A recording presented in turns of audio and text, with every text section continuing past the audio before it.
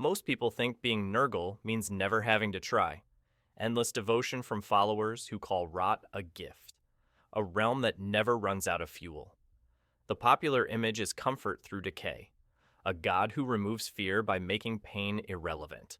That framing treats Nurgle like he's passive, like entropy just happens around him and he collects the benefit. He's not passive, he's infrastructure, his domain doesn't absorb suffering by accident, it processes it, converts it, feeds it back into a system that only works if nothing is ever allowed to finish. The moment you trace how that loop operates, what it costs, what it demands, and what it removes from the table, you realize the problem isn't that Nurgle fails. It's that he succeeds, and success in his model means never reaching an endpoint. This is the part nobody advertises. Nurgle's official role in the cosmology is efficient on paper. He governs decay, entropy, and what the Imperium calls biological inevitability. In a galaxy where hive cities cough populations into mass graves and trench networks fill with runoff faster than they can be cleared, something has to metabolize despair at scale. Nurgle does that by reframing loss as transformation. Disease becomes connection. Pain becomes proof of attention. Rot becomes renewal. His realm, the Garden of Nurgle, is not random, it's organized. Walkways made of petrified roots wind through vats the size of imperial cargo haulers, each one bubbling with contagion at different stages of refinement. Flies cluster on parchment tallies. Bells chime on schedule. Ledgers record infection rates, strain mutations, and deployment vectors with the same diligence as any administratum archive. This is not chaos in the sense of disorder. It is chaos in the sense of purpose without limitation. From the outside, it looks almost merciful. Followers of Nurgle stop fearing death because they're already partway there. The Plague Marines of the Death Guard march without panic, their bodies swollen but functional, their minds dulled just enough to stop asking whether this is better. They don't scream. They chant. They laugh when joints crack open and new growths seal the wound. Translation: the system works, but keeping that system running requires commitments that quietly erase alternatives. First comes the physical cost. Disease under Nurgle is not metaphorical. It is audible, wet, and constant. Armor fuses to skin with layers of corrosion and pus. Joints grind as cartilage bloats into something tougher but slower. Lungs rattle with every breath like clogged filters struggling to cycle one more time. The smell, sweet rot mixed with metal and old incense, stops being noticeable after the first few months. Relief only arrives when nerve clusters finally die, and even that is temporary. New growths bring new sensation. This is not torture in the dramatic sense. It's maintenance. Bodies that would have collapsed are kept functional through constant mutation. The pain doesn't stop, it's redistributed. Second is the psychological cost. Joy under Nurgle is not happiness. It is compliance. Individual ambition dissolves because ambition requires a future distinct from the present, and Nurgle's model erases that distinction. Conversation narrows into chant. Laughter becomes reflex, triggered by infection milestones rather than humor. The moment a host begins to question whether this is actually better, the system corrects them with another blessing. Doubt is treated as a symptom and addressed accordingly. There is no rebellion that isn't absorbed as data. Third is the logistical trap. Plague does not self-sustain. Someone has to stir the cauldrons. Someone has to harvest spores from the corpse gardens and transport them across void ships, where decks drip with condensation and handrails are slick with biofilm. Someone has to test new strains on captured populations and log which mutations spread fastest in low-oxygen environments versus high-gravity worlds. The Death Guard are not just warriors. They are supply chain. Retreat becomes impossible because the infrastructure only points outward. A Plague Marine who stops moving stops being useful. A host who recovers breaks the chain, so neither is allowed. Fourth is the moral inversion. Compassion, under this logic, becomes a threat. Ending suffering would collapse the model.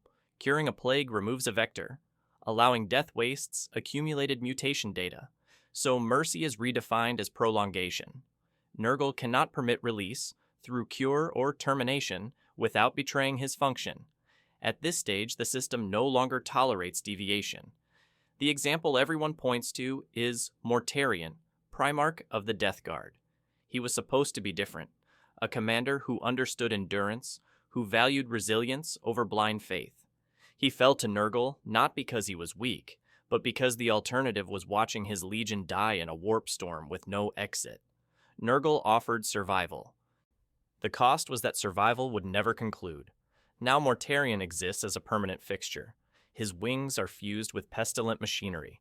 His scythe drips with toxins cataloged across 17 sub-variants. He commands, but command has become administration, deployment schedules, strain allocations, efficiency reports delivered to a god who measures success and persistence, not victory. He can't retire. He can't finish. The war continues because the war is the point. Zooming out, the reason this never resolves is structural, not personal. Nurgle feeds on acceptance, not conquest. Every failed Imperial counteroffensive produces more despair, more rot, more emotional exhaust to process. Every hive city that collapses into epidemic generates another century of usable material.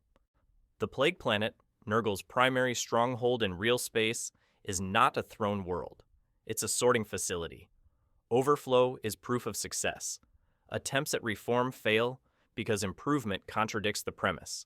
A cured population stops believing. A dead population stops producing anything. Even internal dissent within Nurgle's ranks is recorded, adapted, and reintroduced as a new strain of loyalty. The god does not punish rebellion, he files it.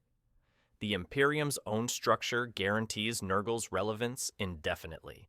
Hive cities are designed for density, not health. Trench warfare churns through bodies faster than they can be blessed and buried. Void ships recycle the same air for decades, turning every respiratory infection into a ship-wide event.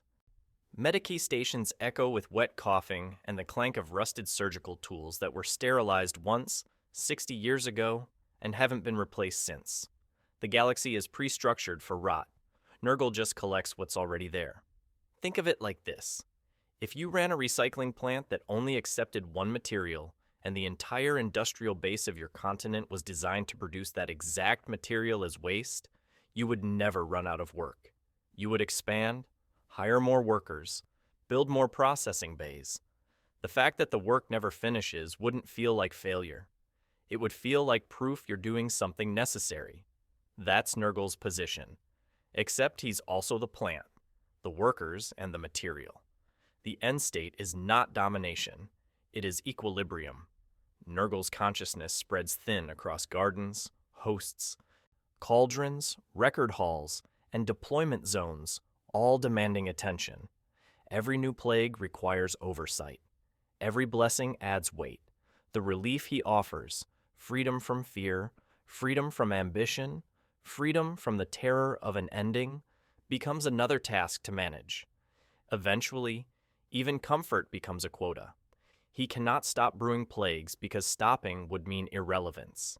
He cannot allow death because death is waste. He cannot permit cure because cure is betrayal. The god of acceptance is denied the ability to accept an ending. Eternal life, in his case, is not a reward. It is an operational requirement. The system reaches equilibrium and locks there. The bells ring. The vats bubble. The flies lift and settle. The ledgers fill. Nothing escalates. Nothing collapses. Nothing concludes. There was never another possible result. So why does it suck to be Nurgle? Because he solved the problem. His model works exactly as designed. He metabolizes despair at galactic scale, converts suffering into function, and removes the fear of death by making death irrelevant. What looks like mercy is just prolonged operation. What looks like joy is compliance with no exit. In a universe built on endless war, Nurgle found a way to make despair sustainable. The cost was that sustainability became permanent. He is trapped inside his own solution, managing an archive of suffering that cannot resolve without invalidating itself. That's the irony.